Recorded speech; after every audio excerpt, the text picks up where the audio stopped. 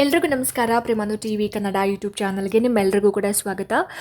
ಸ್ನೇಹಿತರೆ, ಇವಾಗ CSL ಅಂದರೆ ಸ್ಕೂಲ್ ಎಜುಕೇಷನಿಂದ ಏನು 15,000 ಶಿಕ್ಷಕರ ನೇಮಕಾತಿ ಆಗ್ತಾ ಇದೆ, ಅದಕ್ಕೆ ಸಂಬಂಧಪಟ್ಟ ಹಾಗೆ GPSTR, PSTR ಮತ್ತು HSTR ಹೈಸ್ಕೂಲ್ ಟೀಚರ್ಸ್, ಪ್ರಾಥಮಿಕ ಪದವೀಧರ ಶಿಕ್ಷಕರು ಹಾಗೆಯೇ ಪ್ರಾಥಮಿಕ ಶಿಕ್ಷಕರಿಗೆ ಸಂಬಂಧಪಟ್ಟ ಹಾಗೆ ರೆಫರೆನ್ಸ್ ಬುಕ್ಸ್ ಮತ್ತು ಹೊಸ ಪಠ್ಯಕ್ರಮವನ್ನು ಕೂಡ ಜಸ್ಟ್ ಇವಾಗ ಒಫಿಷಿಯಲ್ ವೆಬ್ಸೈಟ್ನಲ್ಲಿ ಪ್ರಕಟಿಸಿರೋವಂಥದ್ದು. ಸೊ ಹಾಗಾಗಿ ಏನೆಲ್ಲ ಚೇಂಜಸ್ ಇದೆ ಸಿಲೆಬಸ್ನಲ್ಲಿ ಮತ್ತು ರೆಫರೆನ್ಸ್ ಬುಕ್ಸ್ ಅವ್ರು ಯಾವ್ಯಾವುದನ್ನು ಹೇಳಿದ್ದಾರೆ ಎಲ್ಲವನ್ನು ಕೂಡ ಇವತ್ತಿನ ವೀಡಿಯೋದಲ್ಲಿ ಡಿಸ್ಕಸ್ ಮಾಡ್ತಾ ಹೋಗೋಣ.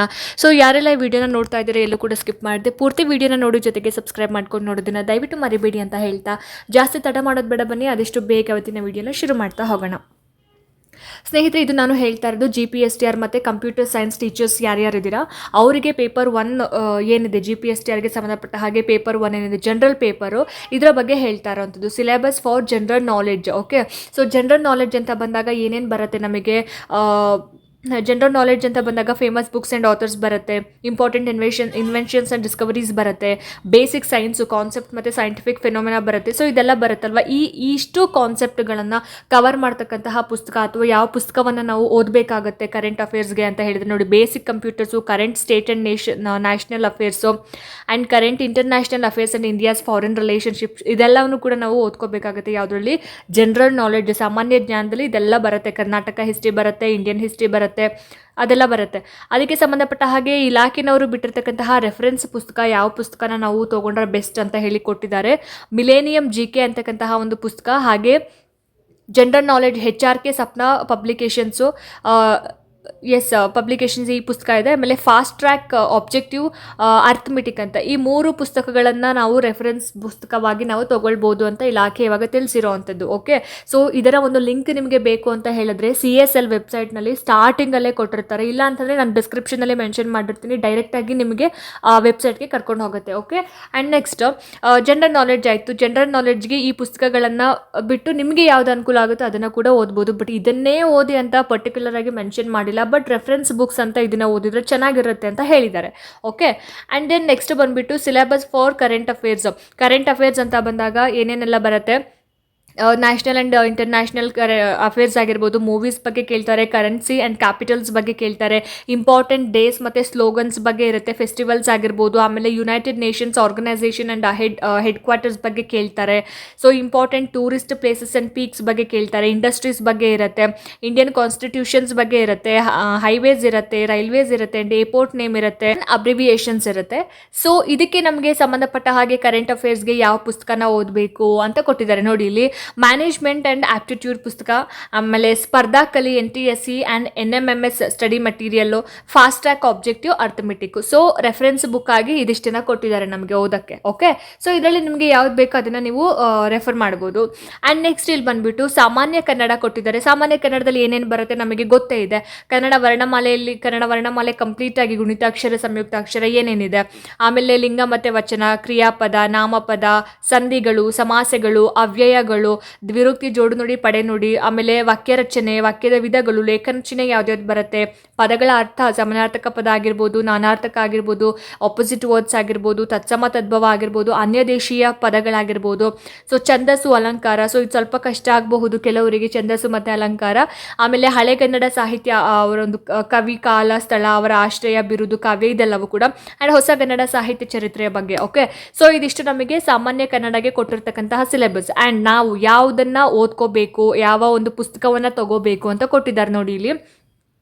ಕರ್ನಾಟಕ ಪಠ್ಯಪುಸ್ತಕ ಸಂಘ ಪ್ರಕಟಿಸಿರುವ ಪ್ರಸ್ತುತ ಅಂದರೆ ಪ್ರೆಸೆಂಟ್ 2026 ಒಂದು ಪಠ್ಯಪುಸ್ತಕಗಳು 1ನೇ ಕ್ಲಾಸಿಂದ 10ನೇ ಕ್ಲಾಸ್ ತನಕ ಪ್ರಥಮ ಭಾಷೆ, ದ್ವಿತೀಯ ಭಾಷೆ ಕನ್ನಡ ಪುಸ್ತಕಗಳನ್ನ ಓದಬೇಕು ಅಂತ. ಓಕೆ, ನಾನು ಪ್ರತಿಯೊಂದು ವಿಡಿಯೋದಲ್ಲೂ ಪುಸ್ತಕಗಳು ಯಾವುದು ಓದಬೇಕು ಅಂತಂದಾಗ ನಾನು ಫಸ್ಟೇ ಹೇಳೋದೇ ಟೆಕ್ಸ್ಟ್ ಬುಕ್ಸು. ಸೊ ಹಾಗಾಗಿ ಇಲ್ಲಿ ಕೂಡ ಟೆಕ್ಸ್ಟ್ ಬುಕ್ಸೇ ಕೊಟ್ಟಿದ್ದಾರೆ. ಅದಾದಮೇಲೆ ಕನ್ನಡ ಮಧ್ಯಮ ವ್ಯಾಕರಣ ತೀನಂ ಶ್ರೀಕಂಠಯ್ಯ ಅವರು ಬರೆದಿರೋದು, ಕನ್ನಡ ಸಾಹಿತ್ಯ ಚರಿತ್ರೆಗೆ ಶ್ರೀ ಮುಗುಳೀರವರು, ಆಮೇಲೆ ಕನ್ನಡ ಚಂದೋ ವಿಕಾಸ ಅಂತ ಡಾಕ್ಟರ್ DS ಕರ್ಕಿಯರವರು, ಈ ಪುಸ್ತಕನೂ ಕೂಡ ತುಂಬ ಚೆನ್ನಾಗಿದೆ. ಆಮೇಲೆ LS ಶೇಷಗಿರಿ ರಾವ್ರವರು, ಹೊಸ ಕನ್ನಡ ಛಂದಸ್ಸು, ವ್ಯಾಕರಣ ಮತ್ತು ವ್ಯಾವಹಾರಿಕ ಕನ್ನಡ ಅಂತ ಬಂದಾಗ ಡಾಕ್ಟರ್ TV ವೆಂಕಟಾಚಲ ಅವರು ಬರೆದಿರುವಂಥದ್ದು.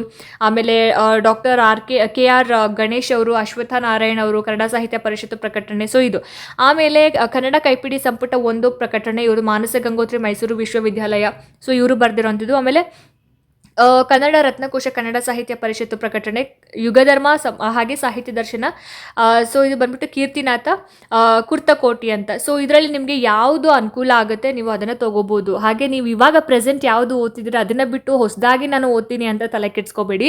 ಇಲ್ಲಿ ಕೊಟ್ಟಿರ್ತಕ್ಕಂತಹ ರೆಫರೆನ್ಸಸ್ ಬುಕ್ ಏನಿದೆ ಅಲ್ಲ, ಸೊ ಅದು ನೀವು ಕೊಂಡ್ಕೊಳ್ಳೇಬೇಕು ಅಂತ ಏನಿಲ್ಲ. ಇಲ್ಲಿ ಕೊಟ್ಟಿರೋಂಥ ಬುಕ್ಸ್ ನಮ್ಮ ಹತ್ರ ಇಲ್ಲ, ನಮ್ಮ ಹತ್ರ ಬೇರೆ ಇದೆ, ಅದು ಯೂಸ್ ಆಗಲ್ವೇನೋ ಅಂತ ಭಾವಿಸ್ಕೊಳ್ಳೋದಕ್ಕೆ ಹೋಗಬೇಡಿ. ಓಕೆ, ನಿಮ್ಮ ಹತ್ರ ಇರೋ ಪುಸ್ತಕನೂ ಕೂಡ ಬೆಸ್ಟ್ ಪುಸ್ತಕನೇ ಆಗಿರುತ್ತೆ. ಇದರಲ್ಲಿ ಕೊಟ್ಟಿರುವಂತಹ ಪುಸ್ತಕಗಳಲ್ಲಿ ಯಾವುದಾದ್ರೂ ಒಂದಿತ್ತು ಅಂತಂದರೆ ನೀವು ಅದನ್ನು ಓದ್ಕೋಬೋದು. ಓಕೆ, ಸೊ ಇದಕ್ಕಿಂತ ಬೆಸ್ಟ್ ಬುಕ್ ಬೇರೆ ಯಾವುದು ಇರುತ್ತೆ ಕನ್ನಡದಲ್ಲಿ, ಅರಳುಗುಪ್ಪಿ ಅವ್ರದ್ದು ಇರುತ್ತೆ, ಆಮೇಲೆ ಗೋಪಾಲಕೃಷ್ಣ ಅಡಿಗ ಅವ್ರದ್ದು ಇರುತ್ತೆ. ಅದು ಕೂಡ ತುಂಬ ಚೆನ್ನಾಗಿದೆ. ಆ ಪುಸ್ತಕಗಳು ಕೂಡ ಕನ್ನಡಕ್ಕೆ ಸಂಬಂಧಪಟ್ಟ ಹಾಗೆ ಅದನ್ನು ಕೂಡ ನೀವು ಓದ್ಕೋಬೋದು. ಓಕೆನಾ.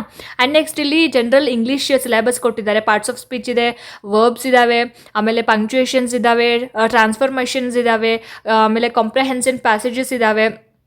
ಇದಕ್ಕೆ ಸಂಬಂಧಪಟ್ಟ ಹಾಗೆ name of the books and author ಕೊಟ್ಟಿದ್ದಾರೆ ನೋಡಿ. ಇಲ್ಲಿ 1 to 10th text books and work ಬುಕ್ಸ್ಗಳನ್ನ ನಾವು ಓದಬೇಕು, NCERT ಸಿಲೆಬಸ್ಸು ಆಯಿತಾ, 1ನೇ ಕ್ಲಾಸಿಂದ 10ನೇ ಕ್ಲಾಸ್ ತನಕ. ಅದಾದಮೇಲೆ ಸ್ಟ್ರಕ್ಚರಲ್ ಡ್ರಿಲ್ಸ್ ಅಂತ AJ ಥಾಮ್ಸನ್ ಮತ್ತು A ಮಾರ್ಟಿನೆಟ್ ಅಂತ ಇದೆ, ಅದು ತೊಗೋಬೋದು. ಆ್ಯಂಡ್ ಡಿಕ್ಷನರಿ ಕೊಟ್ಟಿದ್ದಾರೆ, ಕೇಂಬ್ರಿಡ್ಜ್ ಆ್ಯಂಡ್ ಆಕ್ಸ್ಫರ್ಡ್ ಡಿಕ್ಷನರಿ ಯಾವುದಾದ್ರು. English grammar and composition PC Wren and H Martin. ನಾನು ಪ್ರತಿ ಸಲ ವೀಡಿಯೋದಲ್ಲಿ ಹೇಳ್ತಾನೆ ಇರ್ತೀನಿ ರೆನ್ ಆ್ಯಂಡ್ ಮಾರ್ಟಿನ್ ಪುಸ್ತಕ ಬೆಸ್ಟ್ ಇದೆ ಅಂತ.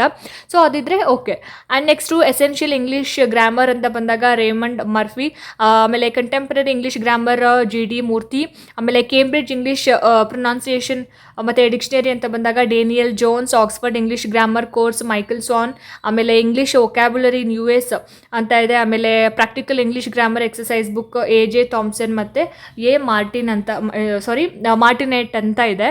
ಇದರಲ್ಲಿ ನಿಮಗೆ ಯಾವ್ದು ಪುಸ್ತಕ ಬೇಕು ಅದು ತೊಗೋಬೋದು. ರೆನ್ ಆ್ಯಂಡ್ ಮಾರ್ಟಿನ್ ಕೂಡ ತುಂಬ ಚೆನ್ನಾಗಿದೆ ಆಯಿತಾ. ಅದು ಯಾವುದು ಬೇಡ ಅಂತಂದರೆ ನಿಮಗೆ ಸಿಲೆಬಸ್ 1 to 10th ಪುಸ್ತಕನೇ ನೀವು ಓದ್ಕೋಬೋದು. ಓಕೆನಾ. ನೆಕ್ಸ್ಟು ಶೈಕ್ಷಣಿಕ ಮನೋವಿಜ್ಞಾನಕ್ಕೆ ಇದು ಆಲ್ಮೋಸ್ಟ್ ಆಲ್ ಎಲ್ಲರ ಹತ್ರನೂ ಆ ಪುಸ್ತಕಗಳಿರುತ್ತೆ, ನಾನು ಹೇಳೋದೇ ಬೇಡ.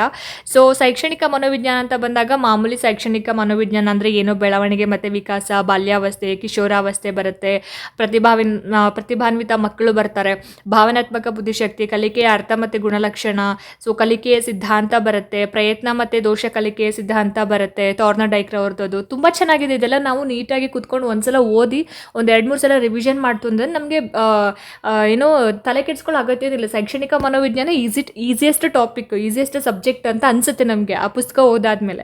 ಓಕೆ, ಸೊ ಇದೆಲ್ಲ ಆಯಿತು. ಇಂಗ್ಲೀಷಲ್ಲೂ ಕೂಡ ಕೊಟ್ಟಿದ್ದಾರೆ ಎಜುಕೇಷನಲ್ ಸೈಕಾಲಜಿ ಯಾವುದು ಏನೇನು ಸಿಲೆಬಸ್ ಬರುತ್ತೆ ಅಂತ ಇಂಗ್ಲೀಷ್ ಮೀಡಿಯಮ್ ಅವರಿಗೆ.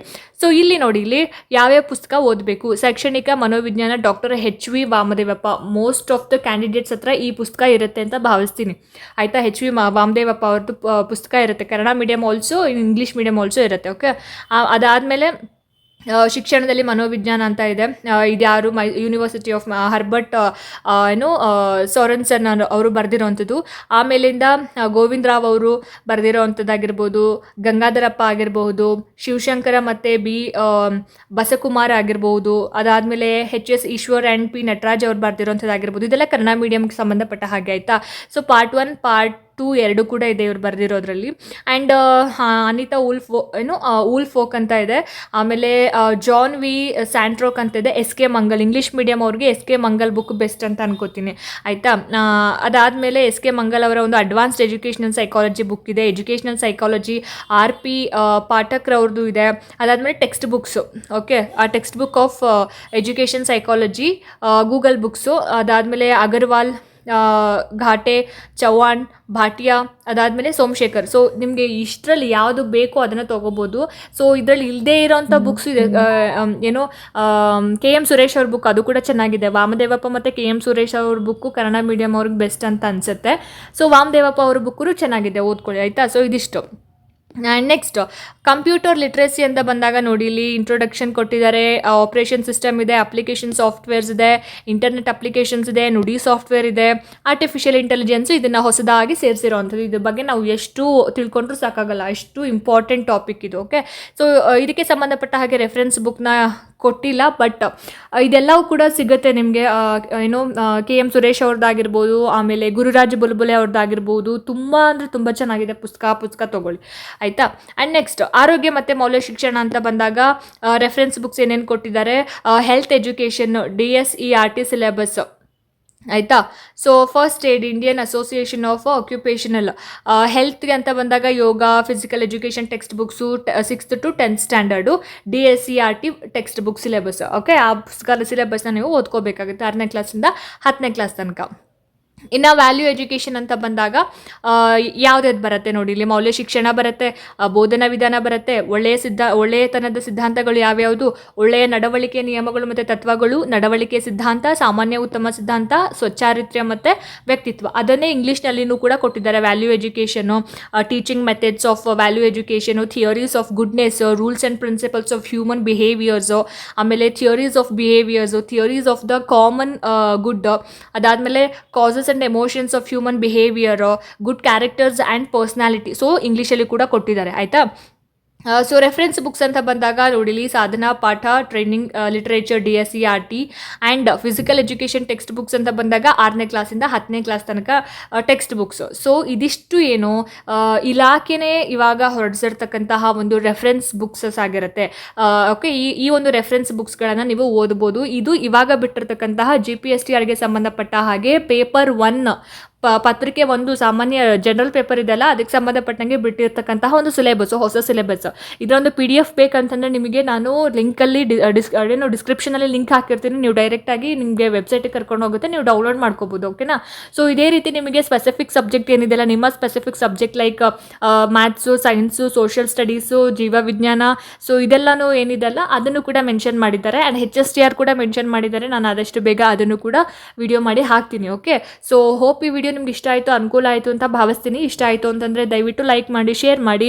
ಹಾಗೆ ನಿಮ್ಮ ಅನಿಸಿಕೆ ಅಭಿಪ್ರಾಯಗಳೇನೇ ಇದ್ರೂ ಕೂಡ ನನಗೆ ಕಾಮೆಂಟ್ ಸೆಕ್ಷನಲ್ಲಿ ತಿಳಿಸಿ ಅಂತ ಹೇಳ್ತಾ, ಇದೇ ರೀತಿ ಹೆಚ್ಚಿನ ವೀಡಿಯೋಸ್ಗಳಿಗೋಸ್ಕರ ನಿರಂತರವಾಗಿ ನನ್ನ ಚಾನಲನ್ನು ನೋಡ್ತಾ ಇರಿ. ಮುಂದಿನ ವೀಡಿಯೋಸ್ಗಳಲ್ಲಿ ನಾನು ನಿಮಗೆ ಸಿಗ್ತೀನಿ. ಅಲ್ಲಿ ತನಕ ಎಲ್ರಿಗೂ ನಮಸ್ಕಾರ.